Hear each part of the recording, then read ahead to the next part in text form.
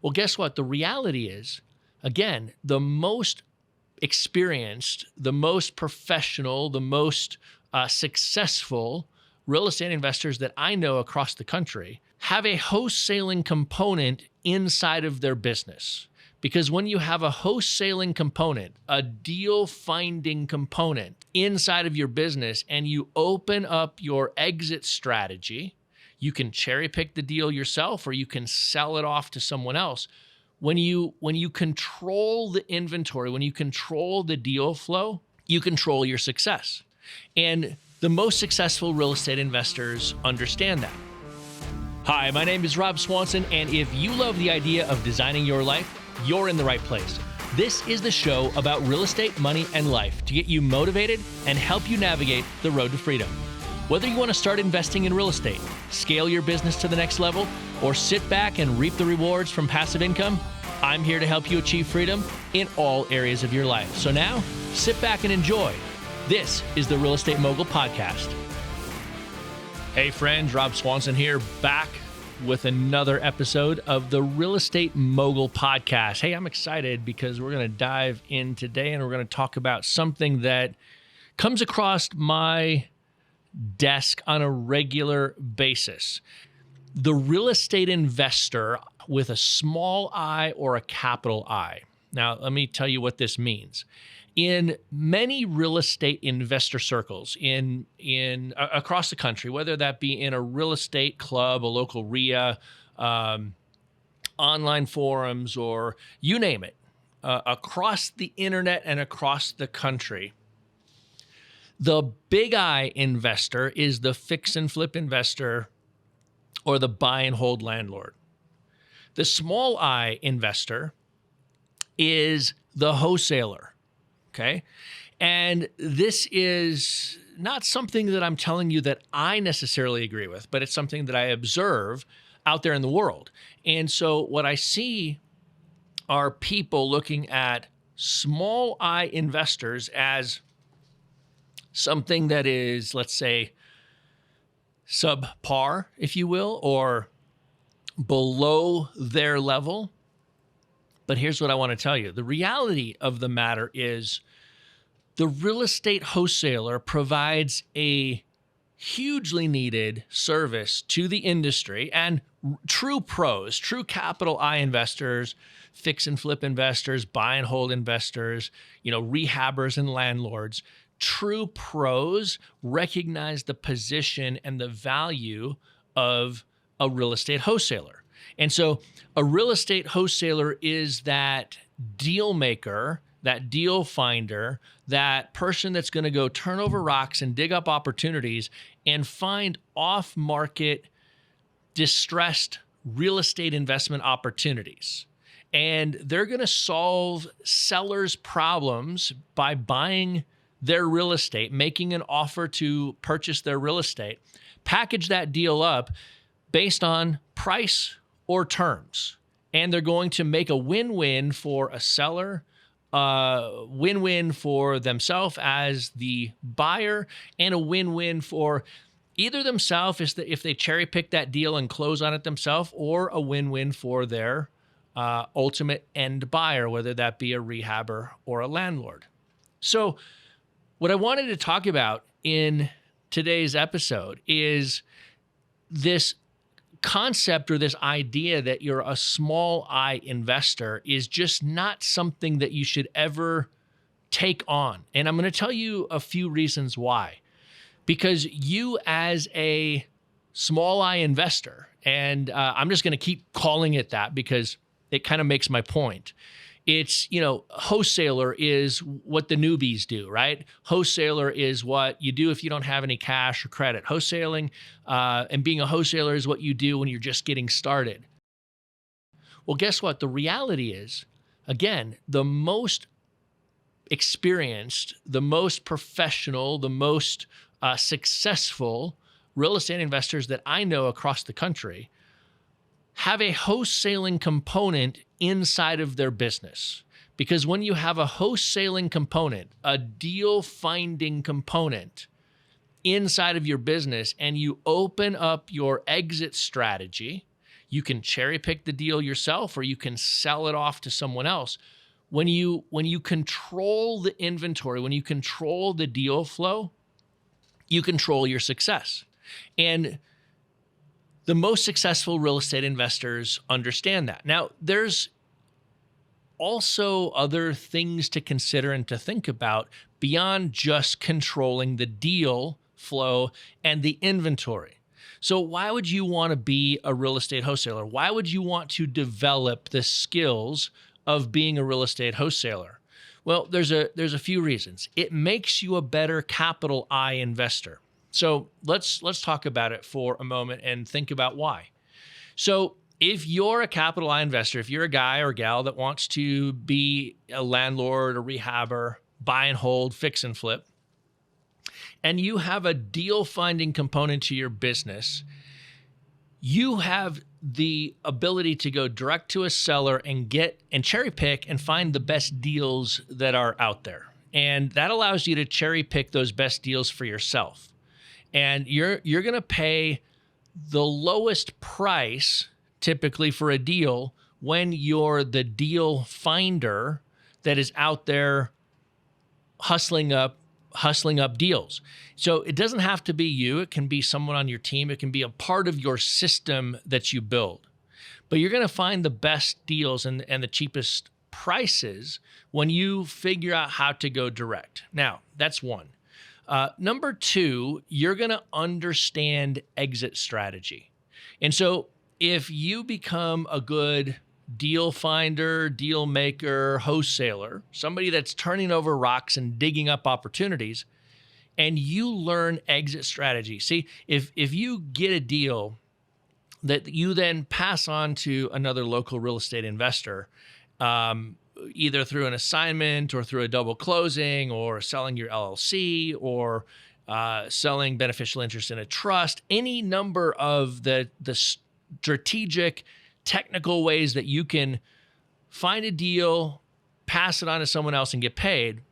When you learn how to do that and you begin to see the exit strategy that other investors are using, you begin to see how they structure their deals and why they're buying and what they're doing, it makes you a better investor. Do you have what it takes to build a successful real estate investing business or scale your existing business to the next level, but you feel like you've hit a brick wall and there's something holding you back? If you answered yes, then my team of experienced real estate investor, business development consultants wants to talk to you. This is your opportunity to get paid while you learn the business. But this is not a coaching program. It's not daycare or mentoring. It's hands-on learning where you'll put in the work and we'll guide you through every step to split deals and make money together. I'm always looking for ways to expand my real estate investing business into new markets, create more passive income, and expand my hard money lending business. And my team of professional real estate investor coaches are always looking for ways to make more money by helping students close more deals. So we put our heads together and decided to bring on a small number of apprentices each month. This isn't for everyone, and there are a few requirements to being accepted into the program because this is the only program that we get paid on deal splits. If you're ready for the next level, are ready to join our success team, work directly with one of the experienced real estate investors on my team, and you're willing to put in the work and follow our guidance, go to realestatemogul.com/success to learn more. You'll learn what I'm looking for, how the program works, what you get from us, and what we'll expect from you. So do it right now. Go to realestatemogul.com/success. By being a wholesaler, you not only have direct connection, always have access to inventory, because have you ever seen a deal come across your desk if you're a capital I investor and you thought, oh, that's a great deal, and you immediately shoot an email back or you call the wholesaler and they say, hey, no problem, we're going to be accepting offers by the end of the day on Wednesday. Or they say, hey, no problem, thanks for reaching out. Let me add you to the list on the next one because I just sold it to one of my VIP buyers that was in my back pocket that was looking for a deal. And by the time you saw the opportunity, somebody already else had jumped in, swept in, and taken the opportunity. if you're a capital I investor, a landlord or a rehabber that's looking to build your portfolio and looking for your next project, and you've ever run across that, you know how frustrating it is. And that's why real estate wholesalers are such great assets to the industry, because what they do is they dig up opportunity, they turn over rocks, and they bring great deal flow to the market. But if you're not in pole position, if you're not the first at the line, you never have the opportunity to get that. And so if you're trying to find your next project or build your portfolio and you're relying on other people to do it, relying on wholesalers can be frustrating. Now, you can figure out how to get to the front of the line, right? You can figure out how to build relationships. You can figure out how to do that. And there's nothing wrong with that, and it's fantastic. Some of the guys and gals that I've sold deals to over the years, and I've wholesaled, well over probably a couple thousand deals over the years. Some of the most successful investors that I've sold to also have a component in their business of turning over rocks and finding deals themselves. So being that deal finder is important. The second thing that I mentioned about it's understanding exit strategy. If you're an investor trying to go virtual, maybe you're going into a new market, one of the best ways to learn a new market and understand exit strategy is to be a wholesaler, is to go look and ask yourself a few questions. I can go look into any market, any city in the country, and I can, in a matter of minutes, figure out who's buying, what are they buying, what price are they paying, and let's see, who's buying, what are they buying, what price are they paying, and where are they buying? Those are the four things that I look for. Who's buying, what are they buying, what price are they paying, and where? Once I know that, I have a really good indication and a really good sense of, okay, what kind of inventory are people in the area acquiring? What's the deal flow that's driving the market? I understand pricing. And then from pricing, I understand exit strategy. So one of the things that I'll do is I'll go into an area and I'll look at, maybe I'll pick one of the top zip codes. So inside of our software, FreedomSoft, we have a tool called Zip Finder.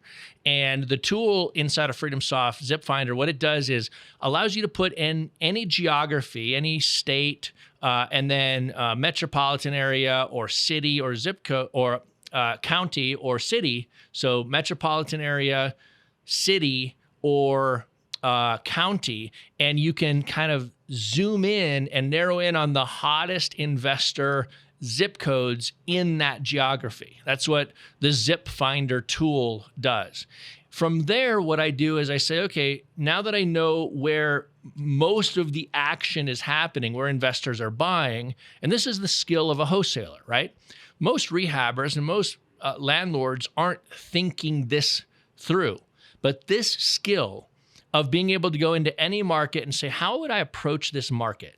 Well, let's not recreate the wheel. There's investors here that are already making money. Let's figure out what they're doing. So you use the Zip Finder tool to figure out the geography. Where are they doing it? Then you go in and you start to analyze. Okay, who's buying the most property? And what are they buying and what price are they paying? So I like to then cherry pick a few deals from investors. And I always tell my students this, that in order to make a significant income as a real estate wholesaler, all you need are solid relationships with 3 to 5 buyers that are buying 2 to 3 houses a month. That's all you really need. Now, the more you scale from 3 to 5, the more depth on your bench you have, if we want to use that analogy, the less risk you have that, 1 or 2 or 3 of those buyers might stop buying. But if you know who's buying and you see that there's 3 to 5 investors that are buying 2 to 3 houses a month. So over the last 6 months, they've bought anywhere from 12 to 18 properties. And that's what I oftentimes look at. I'll look at, somebody that's buying that kind of volume, and I'll start there to build that relationship. I can get a really, really good sense quickly by going in and looking at their lead profile in FreedomSoft, clicking on the properties that they've recently bought and their owned properties, and I'll start to cherry pick one. I'll say, okay, well, they bought this one 28 days ago, and it's showing up here. So I'll click on it, and I'll take a look at it, and I'll see, okay, what are they buying? What price? What did they pay for it? What's its configuration? Bedrooms, bathroom, basement, garage. What are they doing? And then I'll click the comps button, and I'll look at the comps of that particular property. And what I'm trying to figure out, I know that I'm in the geography. I know I'm in a geography where there's a lot of buying activity because we use the Zip Finder tool in FreedomSoft to find the buying activity. I picked one of the most active buyers, and then I clicked on one of the properties that they bought in the last 30 days to get a sense of what did they pay and what is this particular property. When I click on the comps, then what I'm looking for is in that geography and in that neighborhood, I want to know, do I see comps where all the comps are pretty much the same price? Like what investors are buying, it might range from, on a lower end, Midwest market, maybe I see investors paying $20 to $30 or $40,000, and in a little bit higher price market, maybe you see $150,000, $160,000, $170,000. But all of the prices, depending on the condition of the property, which you don't know, but what the price tells you is usually an indication of condition. The worse condition, the lower the price. So take a breadbasket, Bible Belt house in the Midwest, and maybe you can pay $40,000 for it. Well, that same exact house in a little bit better condition, maybe another investor a month ago paid $52,000 for it. And maybe there was one that was really in bad condition that an investor a month earlier paid $28,000 for. So you've got $28,000, $40,000, and $52,000. It's kind of a tight little price bundle, and you don't see anything in that geography outside of that price range. There's no higher priced properties. There's nothing that's sold for 80 or 90 or 100,000. What that tells you is that area is a rental area. It's a landlord's buying targeted area. It's a rental area. It doesn't have a retail component to that particular location and market. That tells you, as a deal maker, it tells you that you need to analyze this deal as a cash flow property, as a rental, and not as a fix and flip, because you don't see any retail price sales. So let's walk through the math on this just so you understand. And this is how developing skills as a little I investor, a wholesaler, helps you become a capital I investor, and it builds your depth and your knowledge breadth on what's going on in any geography in the country, anywhere. I can tell you folks that I can look, you could give me a city name today, and I can probably tell you more about that market than many local investors, just by doing some data analysis and research and looking at what investors are doing, than most local investors. Now, there's obviously a highly experienced investors in that market that are going to know some of the little local nuances, and it may take me a little bit to figure some of those nuances out, but the general market strategy or exit strategy, I can figure out in a matter of a couple of hours. And so back to this idea of taking a look at a buyer that is buying in an area and then using that buyer, one of their deals, to say, okay, let me look at this deal. What are they buying? Then click on the comps to see, okay, what's the price spread in this area over the last 3 months, 6 months or so. And I see that the price spread is really tight from 28,000 to 40,000 to 52,000, that tells me that the $52,000 property is probably in the nicest condition and the $28,000 property is probably in the worst condition. Now, that's not always true because there are people that overpay for properties, and there are sometimes people that get really, really great deals cheap. But in general, that price spread is what indicates condition. So here's what people are doing. Let's take the average of 40,000. They're buying it for 40. They're putting 15 to 20 into it. They're all in now at, say, $63,000, somewhere in that range. And let's say that house rents for $850. Well, the way I think about that is I take my monthly rent, $850, and multiply it times 100. So I get 85,000, and then I just subtract $5,000 because I usually think it's not quite the 1% rule. It's a little bit less than that. So the after repaired value, the appraised value of that $850 rent house is about $80,000. So if I bought it for 40, I put 20 into it, and then I had my closing and holding costs, and I'm into it for about 63,000, and it's worth 80, but it's a buy and hold, I'm good. The problem is I'm not going to see that $80,000 value reflected in the comps because you don't see the appraised values when they refinance. You're only going to see the purchase price. And the way they get the higher appraised value is the classic burn method. You buy it cheap, you fix it up, you submit to the lender before and after pictures, you show the increase in value, you submit your invoices, and you show your construction costs. And that justifies a higher appraised value, which I usually look at close to a little bit less than the 1% rule. If it's below $100,000 property, close to the 1% rule if it's above.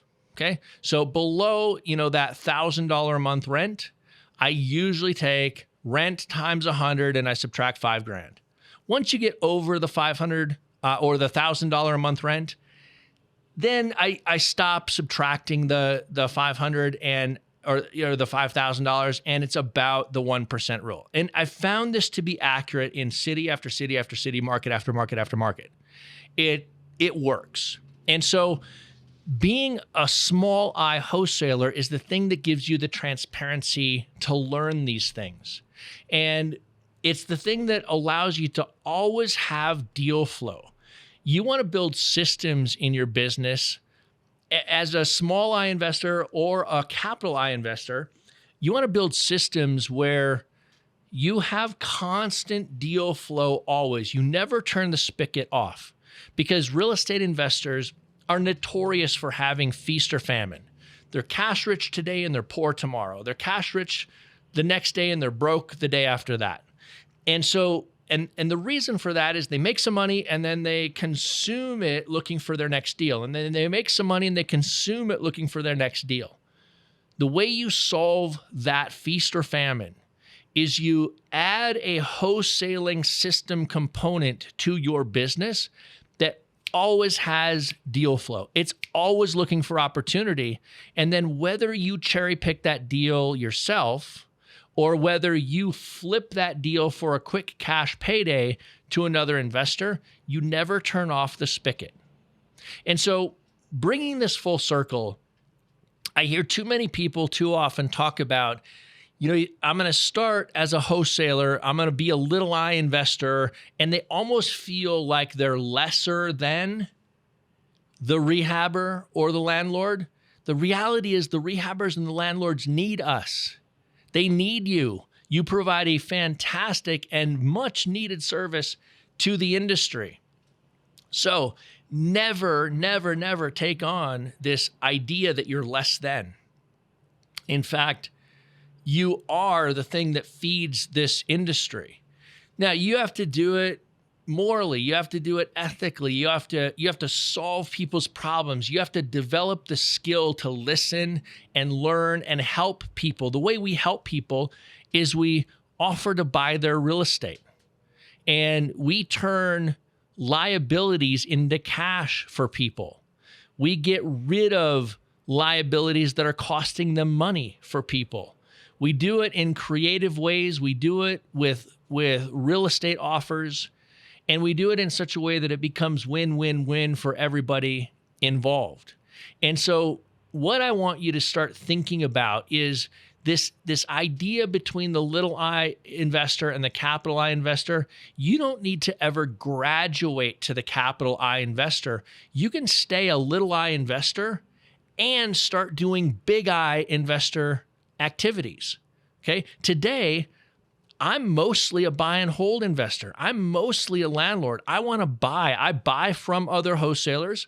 I also cherry pick deals from my own acquisitions systems, from internal to my own business.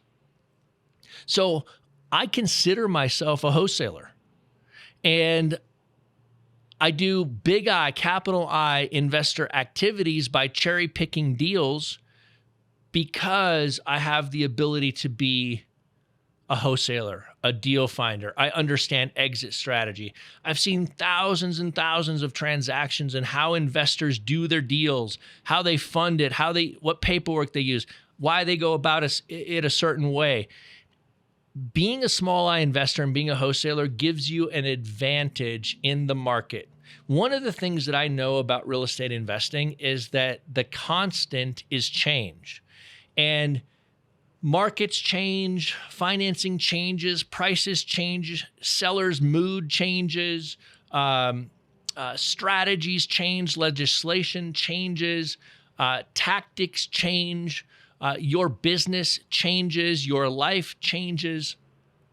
The one constant as a real estate investor is change.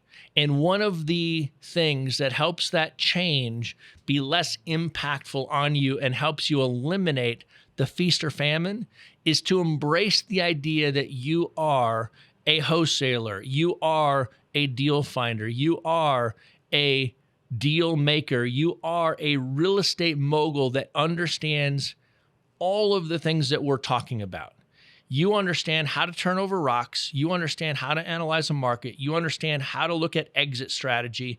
And you understand that by expanding your exit strategy and doing the things needed to be a successful real estate investor, all of these outside forces that could and do take certain people out as markets and winds change over time doesn't have to ever take you out. I've been doing this business for over 20 years. And I got into this business successfully when I learned the art of wholesaling.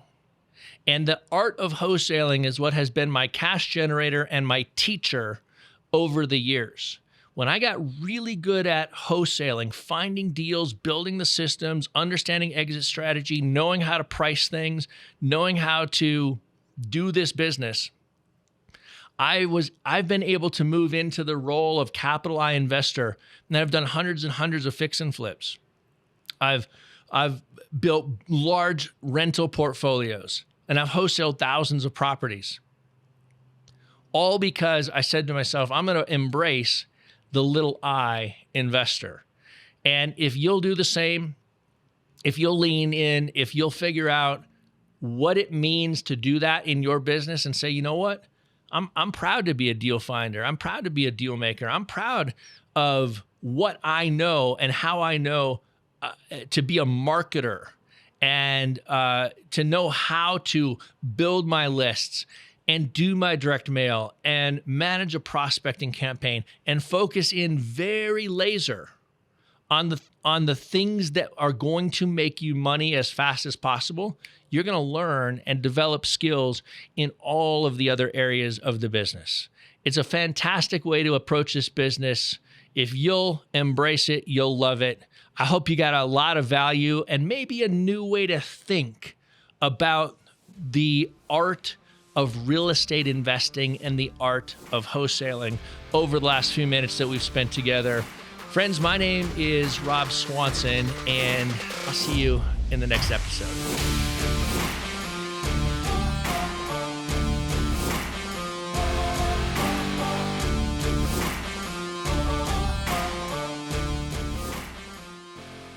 Do you have what it takes to build a successful real estate investing business or scale your existing business to the next level, but you feel like you've hit a brick wall and there's something holding you back? If you answered yes, then my team of experienced real estate investor business development consultants wants to talk to you. This is your opportunity to get paid while you learn the business. But this is not a coaching program, it's not daycare or mentoring. It's hands-on learning where you'll put in the work and we'll guide you through every step to split deals and make money together.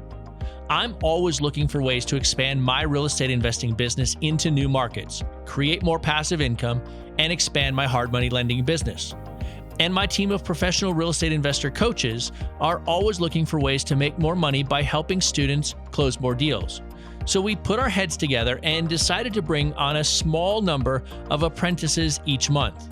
This isn't for everyone, and there are a few requirements to being accepted into the program because this is the only program that we get paid on deal splits. If you're ready for the next level, are ready to join our success team, work directly with one of the experienced real estate investors on my team, and you're willing to put in the work and follow our guidance, go to realestatemogul.com/success to learn more. You'll learn what I'm looking for, how the program works, what you get from us, and what we'll expect from you. So do it right now. Go to realestatemogul.com/success.